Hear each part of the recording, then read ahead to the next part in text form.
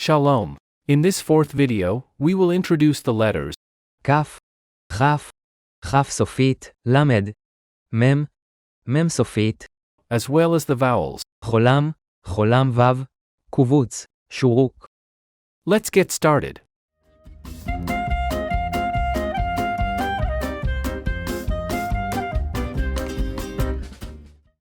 תית, יוד, כף, כף, כף סופית, hiriq, hiriq יוד, חולם, חולם וו.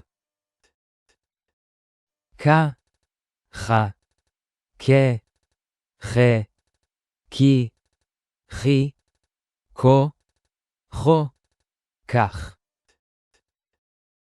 בך, בך, כ, זך, אך, חך, כאב, הבך, כדי.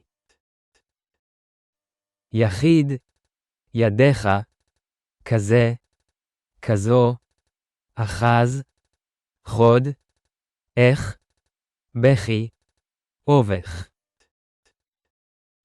אחי, כוחה, חכה, כוח, גחך, גחך, ככה, חייך, כבד. אביך, אגחיך, הגחיך, אגחך, גוחך, דכדך, יגחיך, הביך, יגחך. חככי, הלכה, אכזב, אכזבה, יאכזב, חכך, אכזבה, הכבידה, הזיד. הלכי, הלך, כוכב, כדאי, כבוד, הביכי, יהלך, כבידה, בחייך.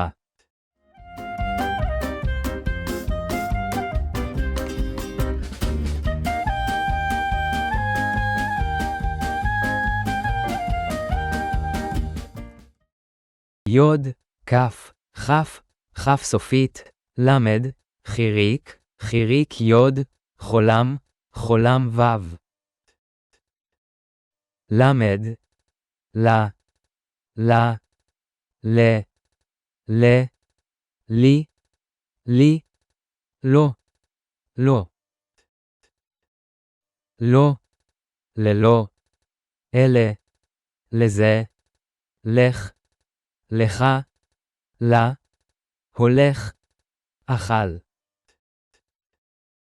כל, לכי, הכל, בכל, ככל, כליל, כלל, כל, כולל.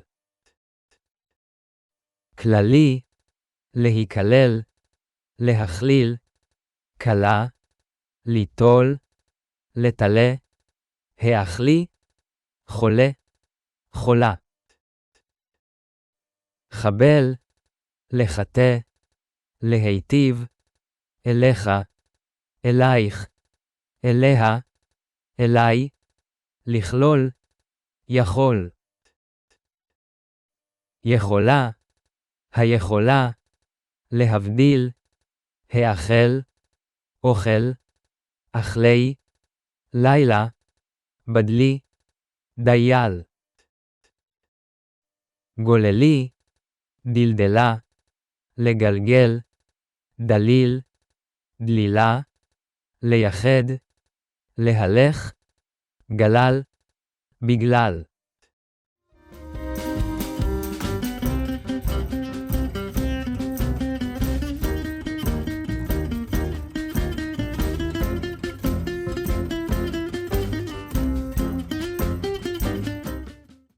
יוד, כף, כף, כף סופית, למד, hiriq, hiriq יוד, חולם, חולם וו.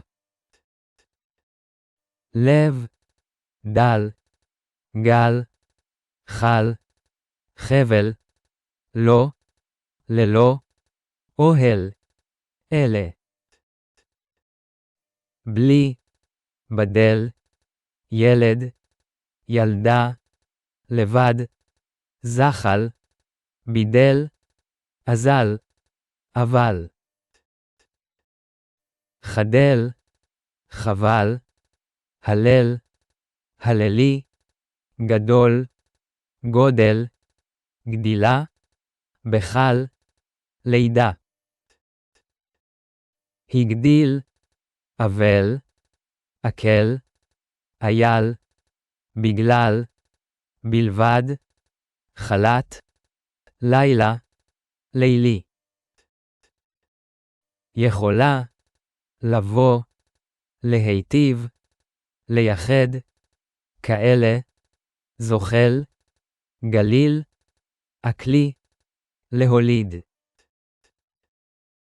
אוכל, ללבב, יאכל, איחל, חילט, להכליל, לכבוד, להאהב, בהחלט. לגבב, יזלול, גולל, החלטה, לחכך, עיכל, הוזל, גלגלה, לדלדל.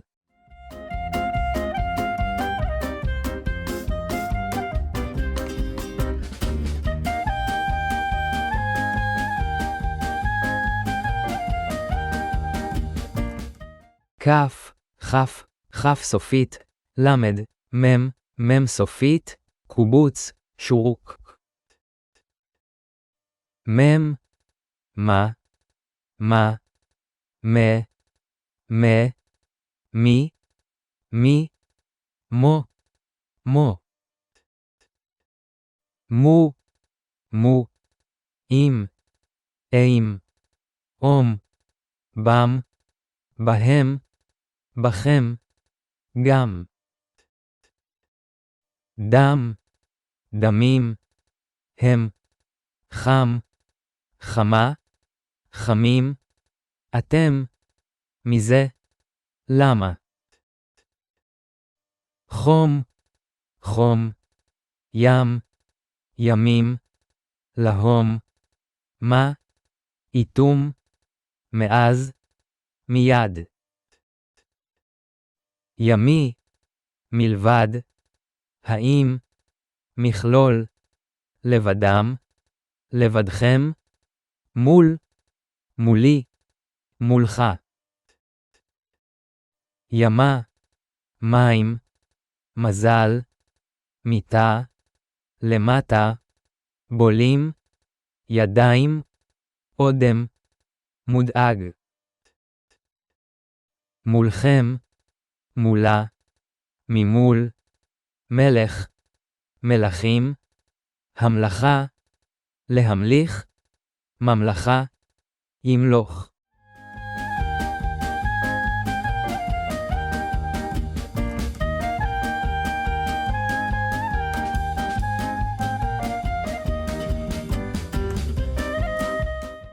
Joseph, tell me, there's something I find puzzling. I've noticed that sometimes the Qamatz is pronounced O instead of ah. How do you explain that? For example, in these words, it's surprising, isn't it?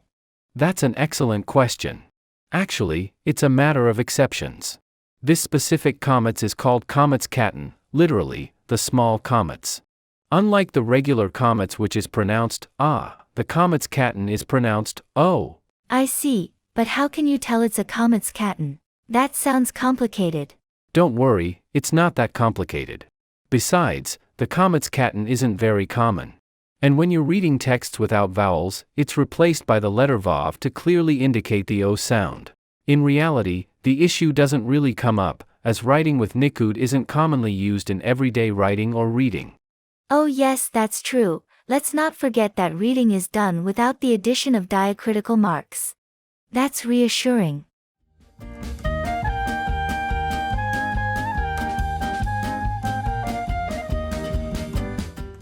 Another point to note in this lesson is about the doubling of the letter yod. Yes, explain us please, why do we do that? It's because, in texts without nikud, it can be difficult to distinguish whether a yod represents the vowel I, or if it represents a consonant y, like in ya or yi. To avoid this ambiguity, we double the yod when it corresponds to a consonant. This is a handy little trick to remember. Ah, okay, now I understand better. So if I see two yods, I know they mark the consonant Y, not the vowel I. Great.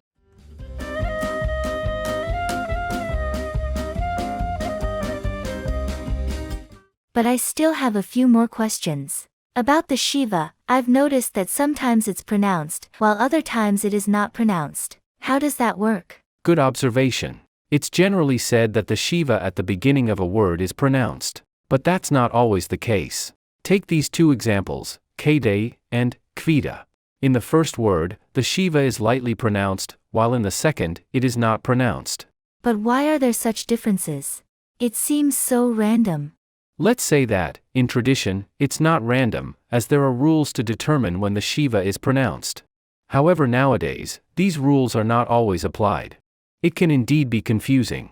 Simply put, sometimes it's pronounced, and sometimes it's not. A Sheva marks the absence of a vowel, that's all. But if common sense suggests that it wouldn't sound good, it's better to pronounce it to ensure clarity and comprehension. It's a real puzzle. So if I understood correctly, if common sense, therefore, my ears, tells me that it would be better to pronounce it to be understood, in this case, I follow my intuition and I pronounce it, is that right? Exactly. You just have to trust your ears, or your intuition, and you will see with a little practice, it will all become natural.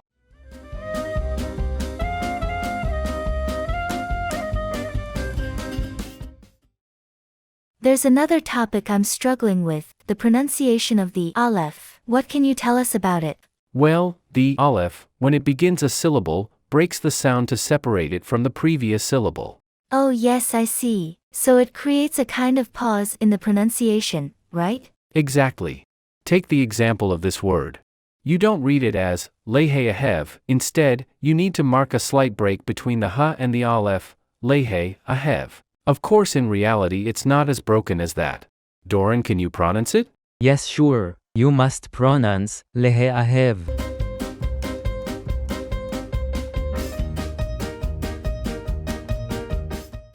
One last point about the Khaf Sofit. It's very simple. In Hebrew, consonants at the end of a word generally don't carry a Sheva. But this letter, at the end of a word, always appears with a Sheva. Of course, this only applies if it's not accompanied by a vowel. So, that's the end of this video. We have introduced the letters Kaf, Khaf, Khaf Sofit, lamèd, mem, mem Sofit, as well as the vowels holam, holam vav, qouboutz, shourouq. If you enjoyed this video, don't forget to give it a thumbs up to encourage us, subscribe, and click the little bell.